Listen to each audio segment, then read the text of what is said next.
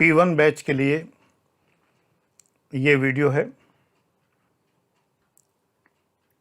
आनंद IAS channel से ये प्रसारित किया जा रहा है।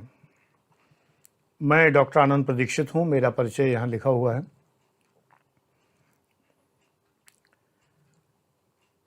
P1 बैच की वीडियोस अब निःशुल्क सभी के लिए उपलब्ध हैं और समस्या समाधान सीरीज का ये वीडियो है।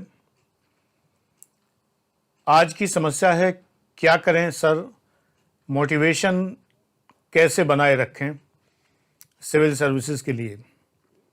मोटिवेशन बनाए नहीं बनता, मोटिवेशन बहुत जल्दी लूज़ हो जाता है, मॉरल डाउन हो जाता है, प्रेरणा ख़त्म हो जाती है। तो क्या करें, चलिए विचार करते हैं।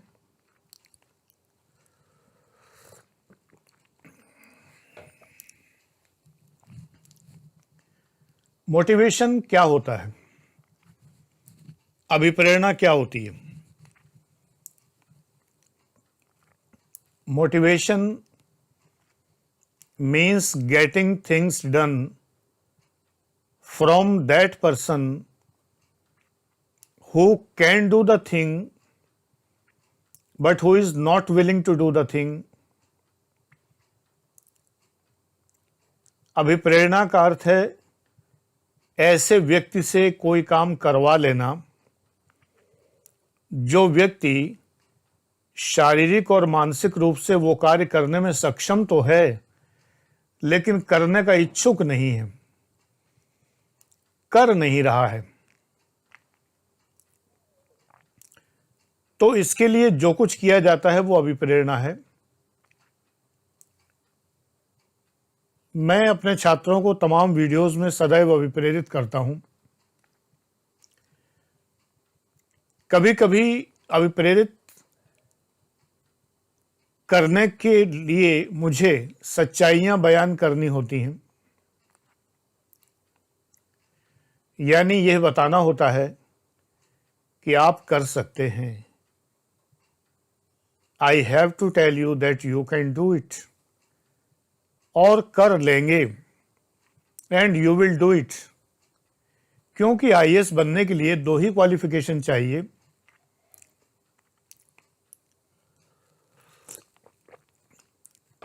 आपकी उम्र 21 साल से लेकर और इतने इतने साल तक, अलग अलग है ना लास्ट मैक्सिमम एज लिमिट, तो 21 ईयर्स से लेकर और इतने साल तक के आप होने चाहिए और किसी भी विश्वविद्यालय से आप ग्रेजुएट होने चाहिए, मान्यता प्राप्त विश्वविद्यालय से। कहीं ये नहीं लिखा है कि आप टॉपर होने चाहिए, कहीं ये नहीं लिखा है कि आप 10 घंटे 15 घंटे 20 घंटे पढ़ने वाले होने चाहिए, या आप गोरे चिट्टे लंबे हट्टे कट्टे या बहुत खूबसूरत बला की खूबसूरत स्त्री होनी चाहिए। ऐसा कुछ नहीं लिखा हुआ है। ये एग्जाम 3 चरणों में होता है, प्रिलिमिनरी, मेंस और इंटरव्यू।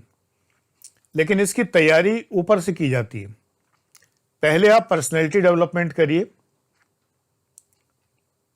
इसके लिए मेरा एक बैच भी है, personality development batch, excel aura number 3 कहते हैं इसे। जानकारी इस व्हाट्सएप नंबर पर ले सकते हैं। पर्सनैलिटी डेवलप करिए। मैं स्वयं अधिकारी रहा हूं तो मेरी पर्सनैलिटी है भी उस तरह की और मैं डेवलप करना जानता भी हूं। दूसरा काम आपको करना है कि राइटिंग स्किल डेवलप करना है। मेंस में कैसे आंसर लिखे जाएंगे, यानी नोट्स बनाना है। मैं नोट्स बनाए हुए चेक भी करता हूं अपने बैचेस में। और फिर प्रिलिमिनरी एग्जामिनेशन के लिए मैं हमेशा कहता हूं कि प्री इज फ्री। अगर आपने इनमें मेहनत कर ली, पर्सनैलिटी डेवलपमेंट में और राइटिंग स्किल डेवलप करने में, तो प्री तो फ्री है। अब राइटिंग क्या करें, नोट्स किसके बनाएं, सिलेबस के बनाएं। सिलेबस के नोट्स कहाँ से बनाएं, जिन बुक्स में वो सिलेबस मिलता है वहाँ बनाएं। 4 किताबी गैंग के चक्कर में पढ़ेंगे तो 4 किताबों से तो नोट्स बनने से रहे। कि आप सोचें खाली लक्ष्मीकांत की पॉलिटी और राजीव अहीर और रमेश सिंह की इकोनॉमी या फलाना नितिन सिंघानिया का कल्चर, बस इनसे हो जाएंगे आईएएस, तो नहीं होते।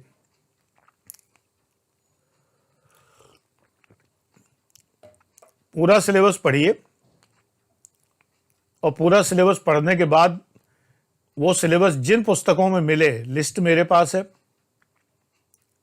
मेरे फेसबुक के सारे ग्रुप्स में है, फिर भी आपको दिखाई नहीं देती अगर, तो मुझसे इस नंबर पे व्हाट्सएप करके पुस्तकों की सूची पूछ लीजिए। इतनी पुस्तकें तो लगेंगी। 30 टॉपिक हैं प्रिलिमिनरी एग्जाम के, अगर वो 30 टॉपिक नहीं पता है तो वो भी मुझसे पूछ सकते हैं। तो 30 टॉपिक अलग अलग पढ़ने के लिए 40 किताबें कम से कम चाहिए। इससे कम में काम नहीं चलेगा। ग्रेजुएशन जैसी निकृष्ट डिग्री के लिए बीए, बीएससी, बीकॉम 3 साल आप प्रतीक्षा करते हैं, जिससे 2 पैसे की नौकरी नहीं मिलती, और आईएएस सोचते हैं 6 महीने की तैयारी में बन जाएंगे। आईएएस की तैयारी को टाइम दीजिए, पूरा सिलेबस कवर कीजिए। मोटिवेशन क्यों जाएगा? मोटिवेशन इसलिए आपका चला जाता है कि आपको लगता है कि 6 महीने में ही मैं बैक ईयर पेपर सॉल्व करने लायक हो जाऊं। नहीं हो पाएंगे। 6 महीने में क्या 2.5 साल 2 साल में हो जाएं तब भी बहुत बड़ी बात।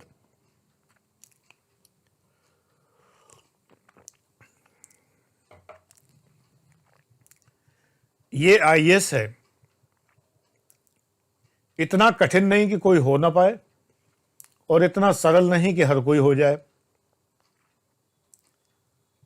मोटिवेशन बनाए रखिए। अपने काम को 30 हिस्सों में डिवाइड कीजिए। 30 टॉपिक हैं, 30 टॉपिक को लिखिए एक रजिस्टर पर। अगर एक साल आप 360 दिन देते हैं 30 टॉपिक को, तो 12 दिन मिलते हैं एक टॉपिक के लिए। 12 दिन में वो टॉपिक तैयार नहीं हो सकता है।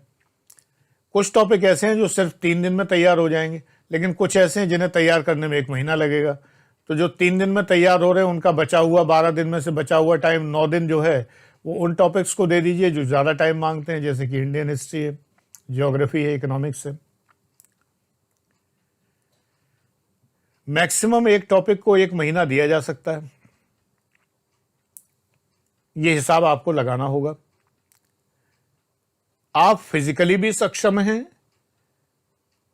पढ़ सकते हैं, बैठ सकते हैं, निरंतर स्टडी कर सकते हैं। 9 घंटे की स्टडी को आप कई हिस्सों में डिवाइड करिए। प्रतिदिन 9 घंटे पढ़ना है। अब अगर आप जॉब करते हैं तो एग्जामिनर को इससे कोई मतलब नहीं कि आप जॉब करते हैं, या आप इंजीनियर हैं, या आप डॉक्टर हैं, या आप चार्टर्ड अकाउंटेंट हैं, इस सब से कोई मतलब नहीं। कई बार लोग कहते हैं गुरुजी सीए कैसे तैयारी करें, गुरुजी इंजीनियर कैसे तैयारी करें। तो बेटा सबकी तैयारी करने कोई अलग अलग फार्मूला थोड़े। एग्जामिनर को तो इससे मतलब है कि उन्होंने जो पूछा है पेपर में उसका आप आंसर देते हैं कि नहीं।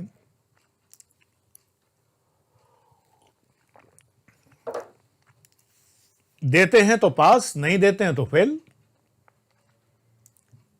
सीधी सादी बात है। मोटिवेशन आपका जो चला जाता है, ये क्यों चला जाता है? क्योंकि आपको हर क्षण लगता है कि मैं नहीं कर पाऊंगा, मेरे बस का नहीं है, क्योंकि आपने ग्रेजुएशन 4 पन्ने की किताबिया से किया है। लास्ट मिनट पे आपने 4-5 क्वेश्चन पढ़ के ग्रेजुएशन पास किया है, इंटरमीडिएट पास किया है। आपके अध्यापकों ने आपको पढ़ाया नहीं है, आप बिना पढ़े पास होते रहे हैं, इसलिए आपको लगता है। अभी भी वक्त है। आप कितने ही बुरे विद्यालय में पढ़े हों, कितने ही बुरे अध्यापकों ने आपको पढ़ाया हो, कितने ही बुरी तरीके से आपने एग्ज़ाम पास किए हों, लेकिन अब तो मेहनत करनी पड़ेगी। परिश्रम ज़रूरी है। उस परिश्रम के लिए तैयार रहिए तो आईएएस बनेंगे। नीली बत्ती बेटा ऐसे थोड़ी मिलती है, सायरन, हूटर और इतना सारा अमला, स्टाफ और इतनी शक्ति, इतनी पावर, यूं ही थोड़ी मिलती है। चौपतिया से 4 पन्ने की किताब पढ़ के नकल टीप के पास होके कि लास्ट मिनट पर कुछ क्वेश्चन। आप लोग टेस्ट सीरीज इसीलिए ज्वाइन करते हैं मेरी टेस्ट सीरीज ऐसी नहीं है, 15,000 रुपये की टेस्ट सीरीज है, 80 वीडियो हैं उसके अंदर, और मैंने ज्ञान दिया है विशुद्ध, question and answer, question and answer, question and answer, pre cum mains है।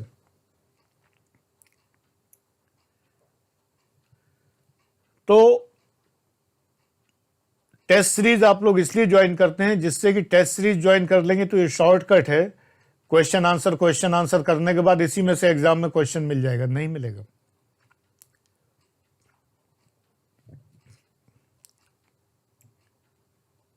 कई लोग प्रैक्टिस के लिए देते हैं, प्रैक्टिस क्या होती है? संसार में बहुत से कामों कोई प्रैक्टिस थोड़ी की जाती। पानी में तैरने निकलते हो तो पानी में तैरने की प्रैक्टिस थोड़ी, सीधे सीधे पानी में कूदना ही पड़ता है, और अगर तैर नहीं पाए तो डूबना तय है। वही सिविल सर्विस का एग्जाम है, पास नहीं हो पाए तो फेल होना तय है। प्रैक्टिस के लिए जो लोग एग्जाम देते हैं या प्रैक्टिस के लिए टेस्ट सीरीज ज्वाइन करते हैं, ये निहायत ही बचकानी बातें हैं, इनसे कोई लाभ नहीं होता है। प्रैक्टिस के लिए अगर एग्ज़ाम देते हैं तो आप निराश होते हैं, क्योंकि जब रिजल्ट आता है तो आपके मन में कहीं ना कहीं एक बात दबी हुई होती है कि हम निकल जाएंगे, जबकि बिना तैयारी के कोई निकलता नहीं है इन एग्ज़ाम्स में, सिविल सर्विसेज में। तो ये गलतफहमी अपने मन से निकाल दीजिए। मोटिवेशन बरकरार रखने के लिए आपको अपने सामने लिख कर लगाना चाहिए, यू डिज़र्व इट। अपनी एक हंसती हुई फोटोग्राफ 2, 4, 5, 6 एक कोलाज बना के सामने दीवार पर लगाइए, उत्फुल्ल होकर, प्रसन्न होकर, खिलखिला के हंसते हुए। कहीं विवाह पार्टी आदि में गए हों, जो फोटो किसी और ने खींची हो, सेल्फी में तो मुंह टेढ़ा हो जाता है, या एक तरफ से मुंह मोटा आता है, एक तरफ से पतला आता है। किसी से फोटो खिंचवाइए, हंसते हुए, खुश होते हुए, एंजॉय करते हुए लाइफ। एक बड़ा पोस्टर अपना बनवाइए इस तरह का, जैसे कि मानो पंछी बनूं उड़ती फिरूं मस्त गगन में, एकदम से पूरा हाथ फैलाए हुए उड़ने को तैयार। पीछे आकाश हो, आकाश में बादल हों, चिड़ियां हों, पक्षी हों तो और अच्छी बात है। दोनों हाथ फैला के टाइटैनिक पोज बनाइए, अकेले, किसी और के साथ नहीं। वो तो धोखा दे जाती है, मरने को छोड़ देती है, पानी में डूब जाओ डूब जाओ। खुद जिंदा बच गई, प्रेमी को छोड़ दिया डूबने के लिए, ऐसी होती हैं। इन चक्करों में मत पड़िए, नहीं टाइटैनिक आपका डूबना तय है। टाइटैनिक पोज बनाइए, खाली दोनों हाथ फैला के, बाहों में भर लो आसमान, कर लो दुनिया मुट्ठी में। रिलायंस ने कर ली कि नहीं कर ली? ये स्लोगन्स का असर होता है, स्लोगन्स प्रभावशाली होते हैं। तो अपने लिए एक स्लोगन गढ़िए, लिखिए स्लोगन दीवार पर चारों ओर कुछ ऐसी चीजें लगाइए जो एकदम पॉजिटिव हों, जिनसे आपको पॉजिटिविटी मिलती हो। आजकल फैशन है कि एक दीवार का रंग कुछ अलग करवाते हैं या टेक्सचर पेंट करवाते हैं, तो एक दीवार का रंग कुछ अलग करवाइए। आपके कमरे में घुसते ही एकदम पॉजिटिव वाइब्स आएं। अपना सुंदर फर्नीचर रखिए, ऊट पटांग ढंग से रखी हुई किताबें, गठरी पोटली में बांधी हुई किताबें, इधर उधर फैला हुआ सामान। मोटिवेशन तो जाएगा ही जाएगा, गड्ढे में जाएगा मोटिवेशन। मोटिवेशन बरकरार रखने के लिए जरूरी है कि कक्ष का वातावरण अति सुंदर हो, रंग योजना बहुत सुंदर हो, कक्ष योजना बहुत सुंदर हो, रूम मैनेजमेंट, कलर मैनेजमेंट और टेम्परेचर मैनेजमेंट। अगर अफोर्ड कर सकते हो तो कूलर, एसी जो भी लगाना है लगाइए। सर्दियों में हीटर लगाना है, ब्लोअर लगाना है, लगाइए। नहीं अफोर्ड कर सकते उनकी बात अलग है। सौंदर्य होना चाहिए आपके कक्ष में कि आप चारों जहां से, तीनों जहां, दोनों जहां, चारों जहां चारों जहां मतलब चारों दिशाएं, चारों दिशाओं से कहीं से भी आप लौटें तो जब आप अपने कमरे में आए तो आपका मन करे कि बैठ के कुछ किया जाए, जैसा मुझे मेरे कमरे में करता है कि बैठ के कुछ पढ़ा जाए, लिखा जाए, बोला जाए, कुछ ध्यान किया जाए, मेडिटेशन किया जाए, कुछ अध्ययन किया जाए, बस मोटिवेशन बना रहेगा। ईश्वर को अपने जीवन में लाइए, ये बहुत ज़रूरी है। माता पिता का सम्मान करिए, भाई बहनों को प्रेम करिए। प्रेम करने के लिए बाहर किसी को मत ढूंढिए, प्रेमी प्रेमिका को, यारी दोस्ती में ज़िंदगी मत तलाश करिए। IAS PCS बन जाएंगे, पक्की बात है। Thank you.